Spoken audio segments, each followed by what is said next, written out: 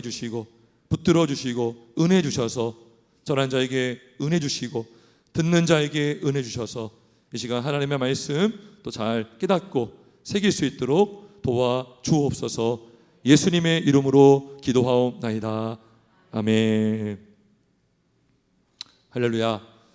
오늘 시간에는 전력종 강의 24번째 신앙 고백의 중요성, 신앙 고백의 중요성이라는 제목으로 강의를 하도록 하겠습니다. 이 교재는 95쪽이고요. 95쪽이고 이제 아랫부분 경계라는 문지기가 종을 울리자 그 소리를 듣고 신중이라는 이름의 아름답고 조심성 있는 아가씨가 나와서 무슨 일이라고 물었다. 그 크리스천이요, 이제 문지기를 만났고 그리고 문지기와 좀 대화를 나눈 후에 그 문지기가 신중이라는 사람에게 이렇게 연결해 줍니다. 그 신중은 아름다운 궁전에서 나온 여인이에요. 여인. 자, 여인인데, 자, 문지기가 이 크리스천에 대해서 이렇게 소개해 줍니다. 한번 볼게요. 문지기, 이분은 멸망의 도시에서 떠나 시온산을 향하여 여행하는 분인데 몹시 피곤하고 날도 이미 저물었으므로 하룻밤만 여기서 묵고 가기를 간청하고 있습니다. 그래서 저는 그에게 아가씨를 불러드리겠다고 했습니다. 그리고 아가씨가 그와 얘기를 나눠본 후에 이 집의 규칙에 따라 적절한 결정을 내려주실 거라는 것도 말입니다. 문지기가요, 지금 아름다운 궁정에 들여보내기 전에 지금 이 신중이라는 여인을 불러서 만남을 갖게 한 거죠. 참고로 이 신중이 누굴까요? 먼저 말씀드립니다. 신중은 교회 직원을 말합니다. 교회 직원. 교회 직원. 자, 이 신중이 크리스천에게 질문합니다. 그러니까 무슨 말이냐면, 아름다운 궁정이 뭐죠? 여러분, 아름다운 궁정이 뭐죠? 교회입니다. 교회. 가시적 교회입니다. 교회에 그냥 들어보내지 않아요. 교회 직원이 오늘날 이제 우리 뭐 목사나 당회원, 장로, 이제 그러한 당회에서 또는 담임 목사가 그 사람들의 신앙을 살펴보고 교육을 하기도 하고, 나중에 우리 지난주에 세례를 준 것처럼 세례도 주는데요, 그냥 들어보내지 않아요. 몇 가지 질문을 합니다. 질문. 자, 먼저는 이 질문이에요. 어디서 왔습니까? 이거예요. 어디서 왔습니까? 밑에 부분 나오죠? 어디서 왔습니까? 자, 이거는 왜 물어보냐면, 당신이 원래 어떠한 존재였는지를 아십니까? 이거예요. 당신이 지금 어디서 왔습니까? 이것은 당신이 죄인이었음을 아십니까? 이거예요. 크리스천이 살았던 고향이 있어요. 그 고향이 장차 망할 성이라는 것을 깨달았죠. 멸망의 도시라는 것을 깨닫고 너무나 두려워서 전도자의 인도를 받아서 지금 천성에 향해서 걸어가고 있는 상황이었죠. 따라서 첫 번째 질문은 당신 어디서 왔습니까? 여러분 마음속으로 한번 질문해 보세요. 여러분 어디서 왔습니까? 두 번째로 물어봅니다. 당신은 어디로 가는 중입니까? 어디로 가는 중입니까? 지금 이 사람의 목적지가 어디인지를 확인하는 거예요. 여러분의 목적지가 어디입니까? 천성입니까? 지옥입니까? 당연히 천성이죠. 천국이죠. 그죠?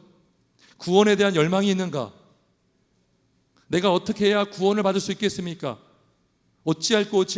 그죠? 베드로가 설교했을 때, 여러분 간수장에게, 여러분 바울과 실라가 빌립보 감옥에 갇혔을 때 그 간수가 물어봤던 게 뭐예요?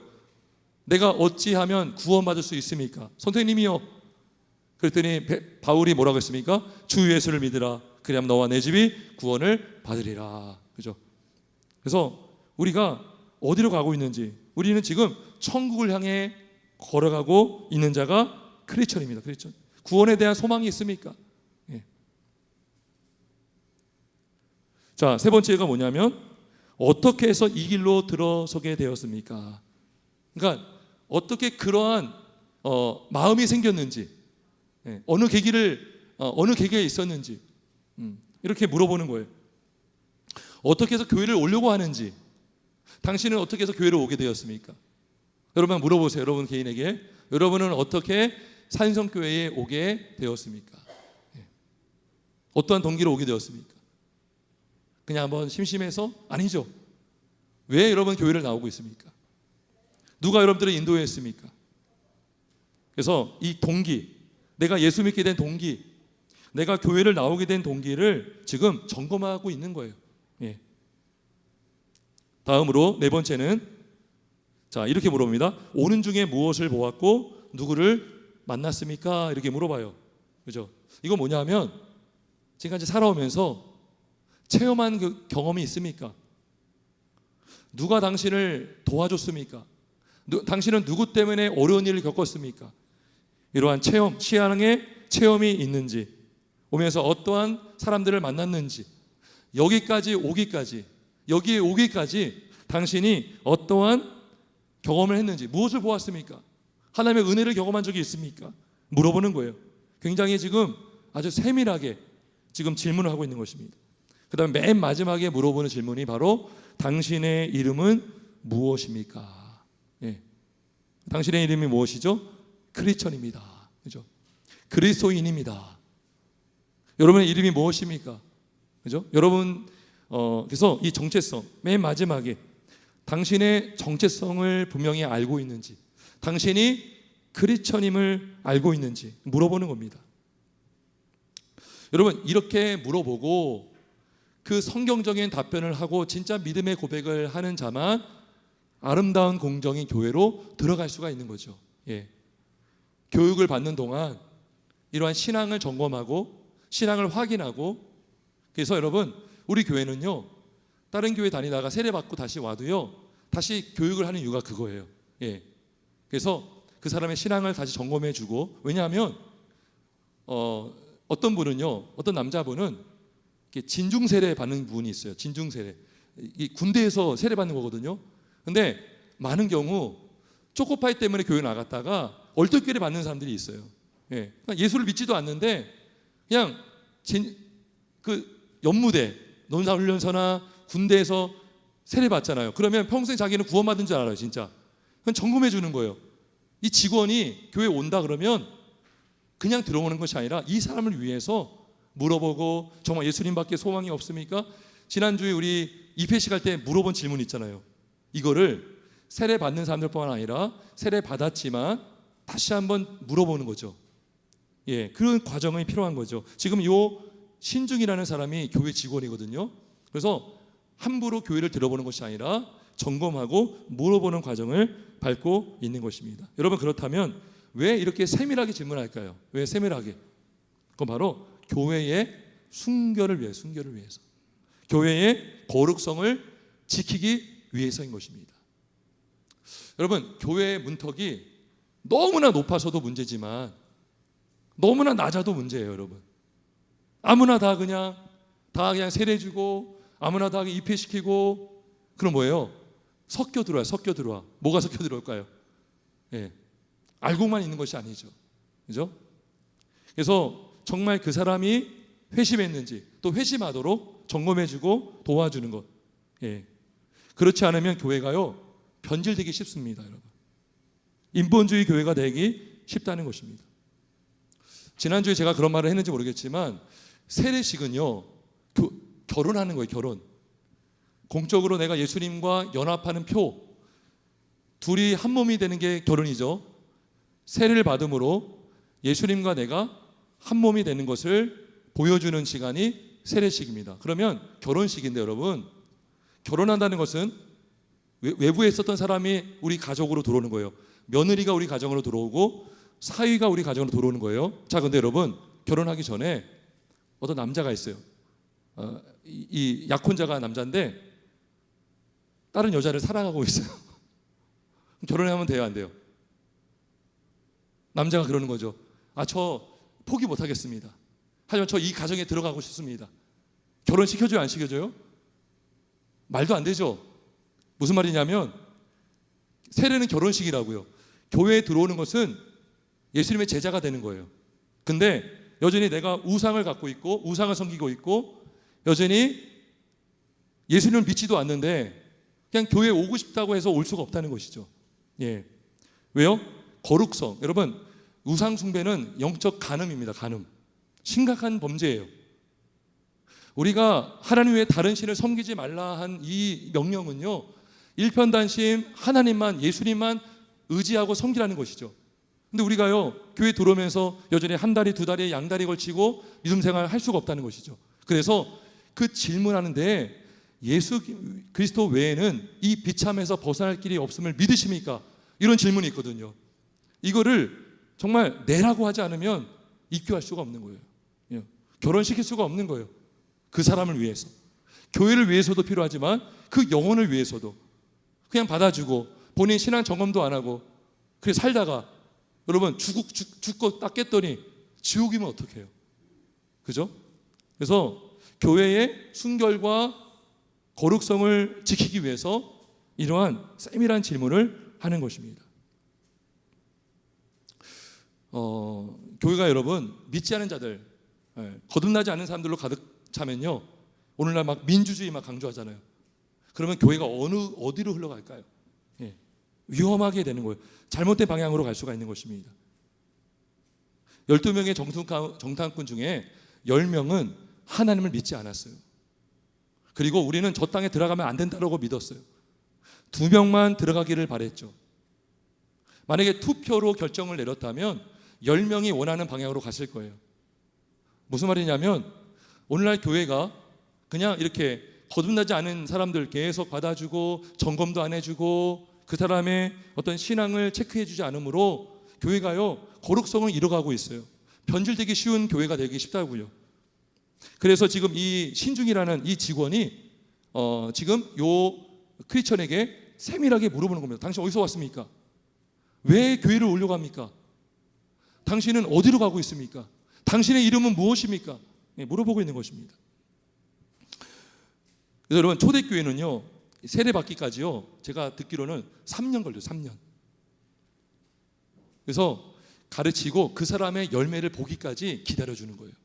정말 이 사람이 예수님만 믿고 있고 믿음대로 살고 있는지를 다 확인하고 한 3년이 걸렸다는 얘기가 있습니다.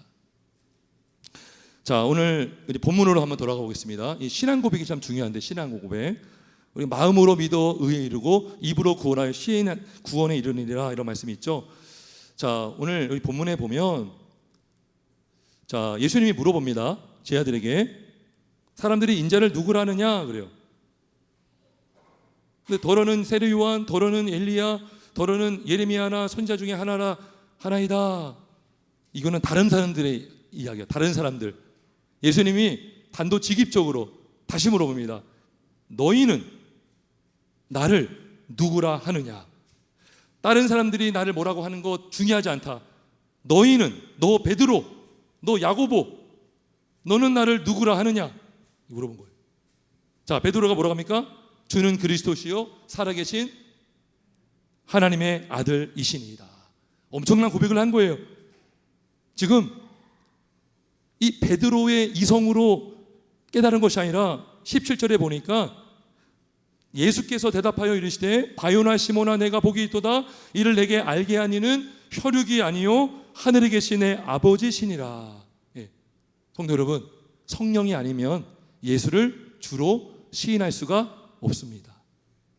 양자의 영이 부어지지 않으면 우리 입에서 하나님을 아버지라 부를 수가 없어요. 아빠, 아버지, 양자의 영이 우리 안에 부어짐으로 우리는 하나님을 아버지라 부를 수 있는 거죠. 그러니까 하나님의 은혜가 없이는 여러분 혈육으로 우리가 여러분 어떤 인간적인 방법으로 고백할 수 있는 것이 아니라 하나님의 은혜로 믿음이 생겨서 고백을 할 수가 있는 것입니다. 여러분 근데요 우리 믿음은 드러나야 돼요. 여러분 믿음은 드러날 수밖에 없습니다. 신자는요 아무리 자신의 믿음을 숨기고 살아도 어쩔 수 없이 이 사람의 믿음은 나올 수밖에 없어요. 그리고 표현돼야 돼요. 마음으로 믿어 의에 이르고 입으로 시인하여 구원에 이른다 그랬어요. 뭐요? 마음에 있는 게 입으로 나온다는 것이죠. 내가 예수를 믿는 신앙이 있어요. 근데 그 신앙은 고백되어질 때에 그 사람의 믿음이 진짜고 정말 믿고 있다라고 우리가 볼 수 있는 것이죠. 예. 자, 그래서 이렇게 고백하니까 예수님 뭐라고 합니까? 내가 내게 이르노니 너는 베드로라. 내가 이 반석 위에 내 교회를 세우리니 음부의 권세가 이기지 못하리라. 그래요. 못하리라. 여러분, 로마 가톨릭은요, 베드로가 일대 교황이에요. 이 말씀에 근거해서. 근데 그거는 잘못된 것이죠. 성경적으로 볼 때에 교회가 어디 위에 베드로 위에 세워진 게 아니에요. 교회는 베드로가 고백한 신앙의 핵심이 뭐죠? 누구를 고백했어요? 베드로가 예수님을 고백했죠. 우리의 신앙을 고백하는 중심에는 예수님이 있어요. 따라서 우리가 신앙을 고백한 주체가 누구예요? 대상이 예수님이죠. 그 고백한 예수님 위에 교회가 세워지는 것입니다. 아멘이십니까? 예, 그래서 여러분, 교회가 세워지는 것은요, 내가 믿는 예수님을 고백하면 고백할수록 그 영혼이 교회로 들어오면 그 교회가 세워져 가는 거예요. 하나님의 집이 만들어져 가는 것입니다. 예, 그 교회야말로 음부의 권세가 해할 수 없는 교회인 줄 믿습니다. 예, 신앙의 고백이 너무나 중요하다는 것입니다. 그리고요, 공적으로 여러분, 그 결혼식도요, 이렇게 막 산에 가서 몰래 비밀 결혼하는 사람들이 있어요. 누가 알아요? 결혼했는지 안 했는지. 나는 믿는데요. 근데 세례식 때 세례를 안 받으려고 해요. 세례식은요, 우리가 결혼하는 것이 뭐예요? 증인 앞에서 공포하는 거예요. 증인들 앞에서 내가 서약하는 거예요. 하나님과 증인 앞에서 서약하는 게 결혼식이죠. 세례식도 하나님과 증인들 앞에서, 회중들 앞에서 내가 예수님만 믿습니다, 나는 예수님을 따르겠습니다, 서약하고 들어오는 거예요. 엄청난 서약입니다, 이게. 근데 여러분, 이 신앙 고백을 안 한다? 예, 이게 이제 이 믿음의 문제가 있다는 거예요. 교회는 신앙을 고백하는 자들의 모임인 줄 믿습니다. 예. 자, 그런데 예수님께서 19절에 보니까 내가 천국 열쇠를 내게 준다 그랬어요. 내가 땅에서 무엇이든지 매면 하늘에서 매일 것이요, 내가 땅에서 무엇인지 풀면 하늘에서도 풀린다 그랬어요. 예. 이게 뭐냐면요, 교회는요, 그 천국 열쇠를 주었어요. 이게 뭐냐면 예수를 믿는 자, 고백하는 자는요, 교회 문을 열어주면 교회로 들어올 수 있죠. 이거는요, 대통령도 할 수 없어요. 예. 이 권세는 교회만 준 거예요. 청와대 갈 수 없어요, 여러분. 백악관에서 할 수 없다고요.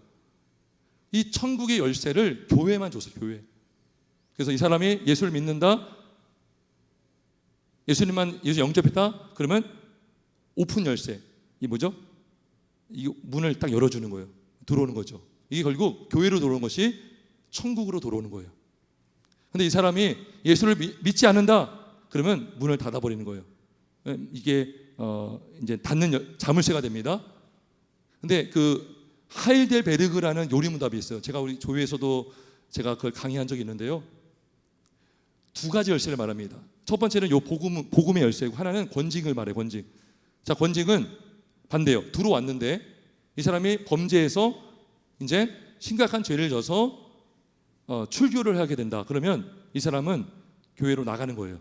예, 이게 뭐예요? 이제 그리고 못 들어옵니다. 근데 이 사람이 회개했다 다시 들어오면 그때 문이 열리게 되는 것입니다. 그래서 믿음이 들어가게 되고 회개가 또 들어가게 되는 거예요. 그죠? 근데 믿지 않음이 자물쇠가 되고 범죄함으로 출교함이 나가게 되는 것이죠. 예. 아무튼 교회에 요 열쇠를 줬다. 이 의미가 19절에 말씀하고 있는 것입니다. 따라서 우리가요, 교회에 들어가는 게 참 중요합니다, 여러분. 교회. 지난주일에 제가 책 하나 이렇게 겉표지 한번 보여줬는데, 책 제목 기억나세요? 교회만 다니지 말고 교회가 되라. 이 책을 제가 보여줬어요. 여러분, 교회 등록 안 하고 또 교회에서 등록 안 하면 어떤 일이 벌어지냐면 교인된 의무와 권리를 행사하지 않아요. 여러분, 군인은 군대에 있어야 훈련받을 수 있는 것처럼, 근데 여러분, 우리가 제자가 되려면 교회 안에 들어가야 됩니다. 그래야 우리 믿음이 자랍니다. 우리의 믿음을 활용할 수가 있고요, 우리의 믿음으로 실천할 수 있고요, 하나님이 주신 은사를 가지고 교회를 섬길 수가 있는 거예요. 여러분, 은사는요 교회를 위해서 주신 거예요. 교회의 덕을 세우기 위해서 주신 은사가 있는데 그 은사를 사용하지 않으면 안 된다는 거예요. 그러면 교회 입교하는 게 중요한 것입니다. 떠났던 자들도 빨리 돌아와야 되는 거예요. 그걸 권면해 줘야 되는 거예요. 지난주에 씨를 뿌리고 기다리고 권면한다 그랬죠. 방학하고 있는 사람들 있잖아요. 그 교회 오라고 해야 되는 거예요. 교회 깊이 들어가라. 그리고 그 교회 안에 있어야 여러분 우리가 안전합니다. 신앙을 끌어주고 또 섬김을 받고 섬기면서 책임 있는 신자가 될 수 있어요. 책임 있는. 하나님이 우리를 부르셨고 자녀 삼아 주셨다면 자녀로서의 책임이 있다고. 책임. 자녀 낳아주고 길러줬는데 툭 그냥 나가버리면 아버지의 마음이 아픈 것처럼 우리 자녀된 신분으로서 교회 안에 들어와야 우리가 하나님을 영화롭게 하고 교회를 든든히 세우고 신앙을 전수할 수 있게 되는 줄 믿습니다. 그래서 책임 있는 그리스도인 제자로 살아가기 위해서는 우리가 신앙을 공적으로 고백한다는 것은 권리가 주어지고 의무가 주어진다는 것이죠. 근데 오늘날 많은 젊은이들이 이런 것들을 자꾸 멀리하려고 하는 것이 문제가 아닌가 생각합니다. 자, 끝으로 마태복음 28장 19절에 보면 너희는 가서 모든 민족을 제자로 삼아 아버지와 아들과 성령의 이름으로 세례를 베풀고 내가 너희에게 분부한 모든 것을 가르쳐 지키게 하라 그래요. 예. 여러분, 제자가 되기 위해서 제자가 되려면 교회 안에 들어와야 돼요. 그게 바로 세례를 베푸는 이유가 되는 것입니다. 교회 안에 있어야 이렇게 함께 예배하면서 말씀의 가르침을 받고 양육을 받고 돌봄을 받고 섬김으로써 우리가 제자가 되어가는 것입니다. 내가 너희에게 분부한 모든 것을 가르쳐 지키게 하라. 그죠? 교회를 떠나 있는 사람들은 이러한 말씀의 가르침을 받을 수가 없겠죠. 제자가 될 수가 없는 것입니다. 제자가 되라고 한 것이 예수님의 지상 명령이고 유언과 같은 말씀인데 우리는 제자가 되는 것에 너무나 관심이 없어요. 자, 그리고 사도행전 한번 2장 보겠습니다. 사도행전 2장 40절. 사도행전 2장